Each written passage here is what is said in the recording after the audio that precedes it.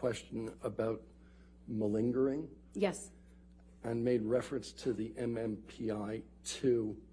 Is there another test that you did to make a determination with respect to malingering? Yes. So I also, well, malingering is a term that most psychologists, we try to be careful of it because it indicates an intent for secondary gain. I prefer feigning, which you had brought up earlier, because it indicates that somebody is intentionally exaggerating, but I don't know necessarily why. So I think that's a more accurate term in general. On the MMPI-2, yes, there was no exaggerated profile. I also gave her the CAPS-5. I don't know if you'll remember, but that is the clinician-administered PTSD scale consistent with the DSM-5. And on that, there were signs of gross exaggeration. I also looked at the test results that were provided by Dr. Hughes, and on an objective test of trauma, there is a scale specific to intentional exaggeration on that test, and Ms. Hurd was in the 98th percentile, meaning that she had engaged in extreme levels of exaggeration. Thank you. You were asked about intimacy problems, relationship difficulties associated with IPV, and you then said that there were some key differences. Yes. What are those? So what you see when we're talking about the personality disorders is there is a very consistent pattern of the aggression, the violence, the irritability. First of all, it's escalated. But second of all, it occurs when there is either, for the borderline component, a threat of abandonment, a perceived slight, feeling like the person is about to leave you, about to walk away to get some space from an argument. It also occurs to a more mild extent, but when there's a loss of attention and a need to manipulate to try to get that attention back. But it's not, when somebody has PTSD, that irritability is sort of at a low, constant level, or it's completely random. For instance, you might have a Vietnam vet who went straight to bars for a period to get into fights with the hope that he would kill somebody and just self-destruct. So it's a very different type of presentation. IPV, it might be more irritability, but that's actually less of a symptom for female IPV victims. Usually what you'll see is somatic symptoms, the depression, a lot of fearfulness and anxiety, but typically more complaints about somatic symptoms. Okay.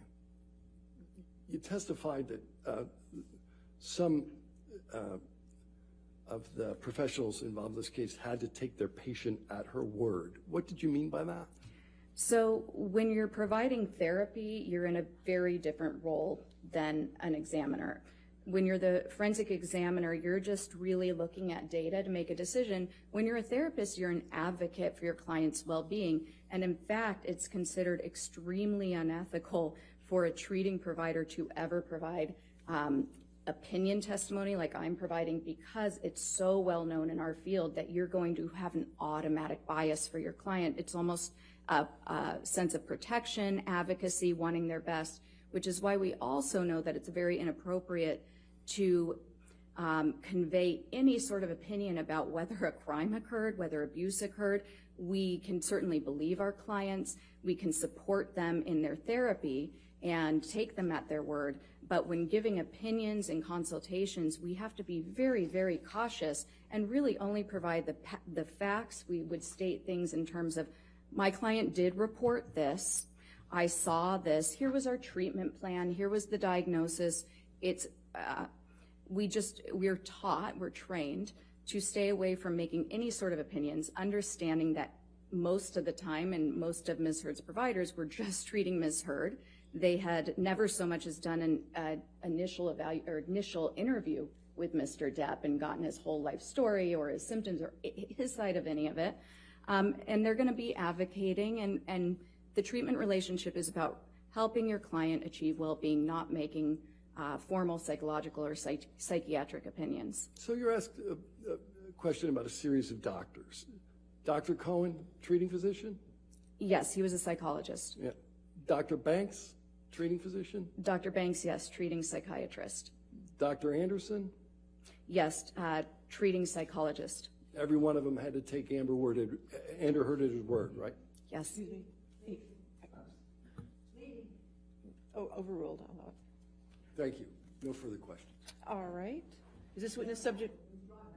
Yes, sorry. Is this witness subject to recall? Yeah, for rebuttal. All right.